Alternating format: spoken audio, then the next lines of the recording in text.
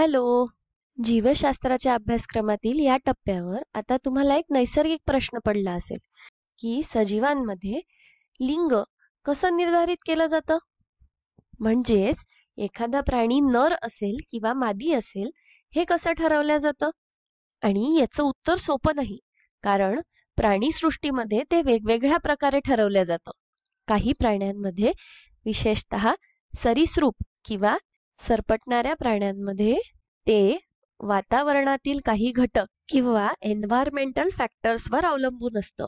हे सगळ्याच सरपटणाऱ्या प्राण्यांमध्ये नाही, पण काही प्रजातींमध्ये गर्भाची वाढ ज्या तापमानामध्ये होते ते तापमान ठरवतं की तो प्राणी नर होईल की मादी होईल. आणि यासाठी अजून इतर वातावरणातील घटक पण कारणीभूत असू शकतात. आणि आपण जर इतर प्राण्यांबाबत किंवा सस्तन प्राण्यांबाबत बोलत असू, ज्याचं मानव हे एक उदाहरण आहे, तर ते जनुकीय आधारांवर ठरवलं जातं, म्हणजे जेनेटिक आधारावर ठरवलं जातं. आता तुम्हाला प्रश्न पडला असेल की नेमकं जनुकीय आधारावर म्हणजे कोणत्या आधारावर ठरवलं जातं. याचं उत्तर तुम्ही असं द्याल की नर आणि मादीसाठी वेगवेगळे अलियल्स असतील, त्यांच्यात वेगवेगळ्या गोष्टी असतील. पण मग तुम्ही असं पण म्हणाल की पुरुष आणि स्त्रीमध्ये फरक करणाऱ्या अनेक वेगवेगळ्या वैशिष्ट्यांसाठी कदाचित जनुकांच्या संपूर्ण संचाला एकत्र काम करावं लागेल. आणि काही प्रमाणात तुमचं हे दुसरं उत्तर बरोबर आहे, पण फक्त जनुकांच्या संचापेक्षा काहीतरी अजून जास्ती गोष्टी काम करतात. म्हणजे प्रत्यक्षात संपूर्ण गुणसूत्रांचा संच ते निर्धारित करतो की प्राणी नर आहे की मादी आहे. हे अजून समजून घेण्यासाठी आपण एक चित्र काढूया. आपण एका पेशीचं केंद्रक काढूया. तर हे माझं केंद्रक आहे आणि हे एका पुरुषाचं केंद्रक आहे. आता आपल्याला माहिती आहे की मानवामध्ये 46 गुणसूत्र असतात. याला आपण असंही म्हणू शकतो की 23 गुणसूत्रांच्या जोड्या आहेत, बरोबर. चला तर आपण गुणसूत्रांच्या जोड्या काढूया. ही आहे माझी एक जोडी. असेच जर आपण गुणसूत्र मोजत गेलो तर हे आहेत 2, 4, 6, 8, 10, 12, 14, 16 आणि अजून आपण गुणसूत्र शेवटपर्यंत काढूया 40, 42 आणि 44. तर या आहेत माझ्या 22 गुणसूत्रांच्या जोड्या, ज्यांना आपण ऑटोसोम म्हणतो. म्हणजेच या अलिंगी गुणसूत्रांच्या जोड्या आहेत. म्हणजेच ही गुणसूत्रे नॉन सेक्स डिटरमाइनिंग क्रोमोझोम्स आहेत. आणि या सगळ्या समजातीय जोड्या आहेत, ज्या वेगवेगळ्या वैशिष्ट्यांची माहिती देतात. जसं आपण यापूर्वी शिकलेलं आहे की आपल्याला एक गुणसूत्र प्रत्येक पालकाकडून मिळतं. आणि हे आवश्यक नाही की त्या जनुकांच्या समान आवृत्त्या असतील, पण ही समान जनुके आहेत. म्हणजे तुमच्या डोळ्यांचा रंग कसा असेल हे जर या जनुकावर असेल तर दुसऱ्या जनुकावर त्याच गोष्टीची वेगळी माहिती असू शकते. आणि या समजातीय जोड्या असल्यामुळे तुमच्यामध्ये काय येईल हे सुद्धा याच ठरवतात. पण या सगळ्या जनुकांचा लिंग किंवा जेंडर याच्याशी काहीही संबंध नाही. आणि मग तुमच्याकडे 2 इतर विशेष गुणसूत्र किंवा स्पेशल क्रोमोझोम्स असतात. आपण ते 2 काढूया. एक आपण लांब काढूया जे कदाचित केशरी रंगाचं असेल, आणि दुसरं लहान काढूया जे निळ्या रंगाचं असेल. आता तुम्हाला पहिली गोष्ट लक्षात येईल, म्हणजे ही दोन्ही गुणसूत्रे मी एकसारखी काढली नाहीयेत, म्हणजेच ही समजातीय दिसत नाहीये. निळं लहान तर केशरी मोठं दिसत आहे. मग हे कसे काम करतात? यालाच आपण लिंग गुणसूत्रे म्हणतो. म्हणजे ही तीच गुणसूत्रांची जोडी आहे जी तुमचं लिंग कोणतं असेल, म्हणजेच तुम्ही मुलगा असाल की मुलगी असेल हे ठरवतं. आता या दोघांना नावही आहे बरं का. हे जे केशरी रंगाचं लांब गुणसूत्र आहे त्याला आपण एक्स गुणसूत्र म्हणतो, आणि हे जे निळं लहान गुणसूत्र आहे याला आपण वाय गुणसूत्र म्हणतो. आता एखादा जीव नर आहे की मादी आहे हे ठरवण्यासाठी एक सोपी पद्धत आहे. जर केंद्रकामध्ये वाय गुणसूत्र असेल तर तो प्राणी नर आहे किंवा मेल आहे, आणि जर एक्स गुणसूत्र असेल तर तो प्राणी मादी आहे किंवा फिमेल आहे. म्हणजेच आपण हे जे केंद्रक आता काढलेलं आहे हे एक नर केंद्रक किंवा मेल न्यूक्लियस आहे. याचा जर आपण अजून सोपा विचार करायचा म्हटलं तर आईकडून तुम्हाला एक्स गुणसूत्र मिळालं आणि वडिलांकडून वाय गुणसूत्र मिळालं तर तुम्ही मुलगा असाल. आणि हेच जर आईकडून एक्स गुणसूत्र मिळालं आणि वडिलांकडून सुद्धा एक्स गुणसूत्र मिळालं तर तुम्ही मुलगी असाल. याचाच आपण एक पनेट स्क्वेअर सुद्धा काढू शकतो, जो अगदीच सोपा आहे. पण सगळ्या वेगवेगळ्या शक्यता काय आहे हे आपल्याला त्यातून समजेल. बरं, हे पनेट स्क्वेअर म्हणजे नेमकं काय?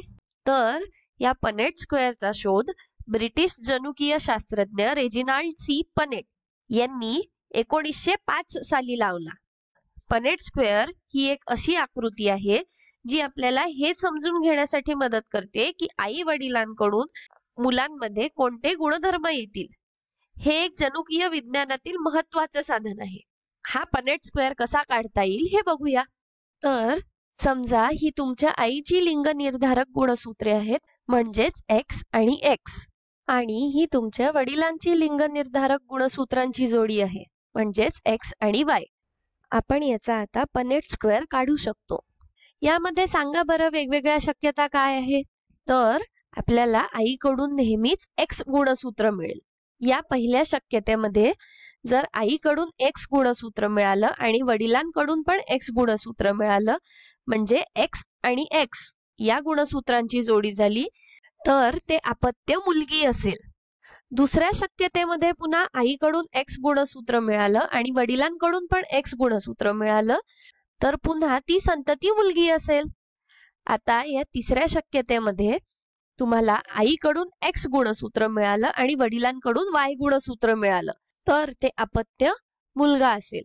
आणि आता ही चौथी शक्यता, ज्यामध्ये आईकडून पुन्हा एक्स गुणसूत्र मिळालं आणि वडिलांकडून वाय गुणसूत्र मिळालं, तर पुन्हा तो मुलगाच असेल. आता या सगळ्या शक्यतांमधून आपल्याला एक गोष्ट लक्षात येत आहे की अर्धे मादी असतील तर अर्धे नर असतील, म्हणजेच अर्धी मुलं असतील तर अर्ध्या मुली असतील. हे अतिशय मनोरंजक नाहीये का? मग आता यावरून मला एका प्रश्नाचं उत्तर द्या की संतती मुलगा आहे की मुलगी आहे हे कोण ठरवतं बरं? आपण आधीच पाहिल्यानुसार आपल्याला आईकडून नेहमी एक्स गुणसूत्र मिळतं, म्हणजेच आईचं युग्मक किंवा गॅमेट यामध्ये असलेला एकगुणित गुणसूत्रांचा संच कोणत्याही प्रकारे संततीच्या लिंगाचा निर्धार करत नाही. आता आपण अजून एक चित्र काढूया. या समजा शुक्रपेशी किंवा शुक्राणू आहेत आणि हे अंड्याकडे धाव घेत आहेत. तर या काही मध्ये एक्स गुणसूत्र असतील तर काही मध्ये वाय गुणसूत्र असतील. आणि समजा याच्यातला हा वरचा शुक्राणू जर शर्यत जिंकला तर फलित अंड एका मुलीमध्ये विकसित होईल. तेच जर हा शुक्राणू शर्यत जिंकला तर फलित अंड एका मुलामध्ये विकसित होईल. म्हणजेच हे वडिलांचे शुक्राणू आहेत जे संततीचं लिंग निर्धारित करत आहेत. आता याबाबत इतिहासात एक प्रसिद्ध उदाहरण आहे, ते म्हणजे हेनरी 8 या राजाचं. या राजाला मुलगा हवा होता, म्हणजेच वारसदार हवा होता, ज्यामुळे त्याच्या कुटुंबाचं नाव पुढे सुरू राहील आणि राज्य पुढे वाढत राहील. पण जेव्हा त्याची राणी फक्त मुलींना जन्म देत राहिली तेव्हा तो खूप निराश झाला आणि त्यांनी राणीला दोष दिला. आणि सामान्य कल्पना अशी आहे की तो तिच्यावर खूप नाराज झाला आणि मग त्यांनी तिला फाशी देण्यासाठी एक नवीन कारण शोधून काढलं. आपल्याला अशी पण उदाहरणं माहिती आहे ज्यामध्ये एका राजाचे अनेक विवाह झाले आणि त्यांना अनेक राण्या होत्या. याचं कारण काय असेल बरं? आपण जर याचा विचार या हेनरीच्या उदाहरणासारखा केला तर या राजांचे विवाह राज्यांमध्ये मैत्री टिकवून ठेवण्यासाठी तर असतीलच, पण त्यांना एक तरी पुरुष वारसदार मिळावा याच्यासाठी पण असू शकतो. जर एका राणीला मुलगा झाला नाही तर दुसऱ्या राणीला होईल किंवा तिसऱ्या राणीला होईल, अशा आशेने अनेक विवाह केले जात. पण आपण या हेनरीच्या उदाहरणाकडे पुन्हा येऊया. या उदाहरणामध्ये सगळी चूक राणीचीच होती का? नाही, तर सगळी चूक या हेनरीची होती, कारण तो ठरवत होता की संतती मुलगा आहे की मुलगी आहे. आता यालाच आपण असं म्हणू शकतो की तो एक्स गुणसूत्र असलेले शुक्राणू जास्त तयार करत होता.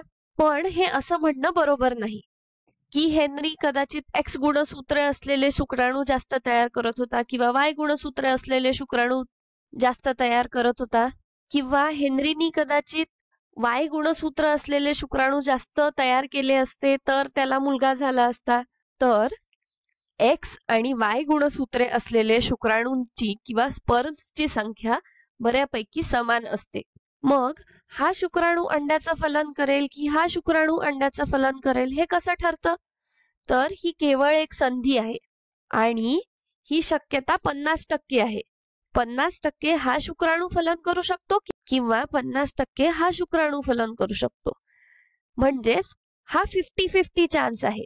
म्हणजेच एक्स गुणसूत्र असलेल्या शुक्राणूंनी जर फलन केलं तर ती मुलगी होईल आणि वाय गुणसूत्र असलेल्या शुक्राणूंनी फलन केलं तर तो मुलगा होईल. म्हणजेच ही संधी 50-50% आहे. आणि आता शेवट करण्यापूर्वी हे अजून समजून घेण्यासाठी आपण एक छोटीशी कल्पना करूया. समजा एका जोडप्याला सलग 5 मुली झाल्या. ठीक आहे, म्हणजे त्यांना एकापाठी एक अशा 5 मुली झाल्या. तर माझा प्रश्न असा आहे की त्यांना 6व्या वेळेस मुलगा होण्याची शक्यता जास्त आहे का? तुम्हाला काय वाटतं? तर असं नाही आहे.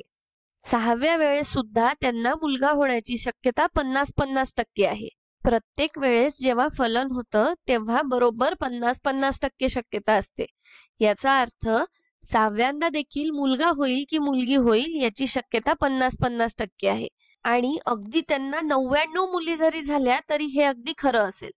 मला माहिती आहे की हे वेडेपणाचं वाटतं की त्यांना 99 मुली झाल्या असल्या तरीही 100व्या वेळेस सुद्धा मुलगा होईल की मुलगी होईल याची शक्यता 50-50%च असते.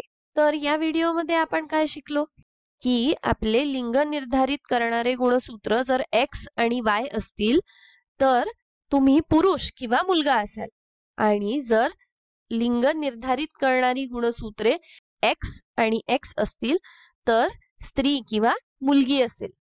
आणि हे गुणसूत्र एक्स असेल की वाय असेल हे वडिलांकडून निर्धारित होतं.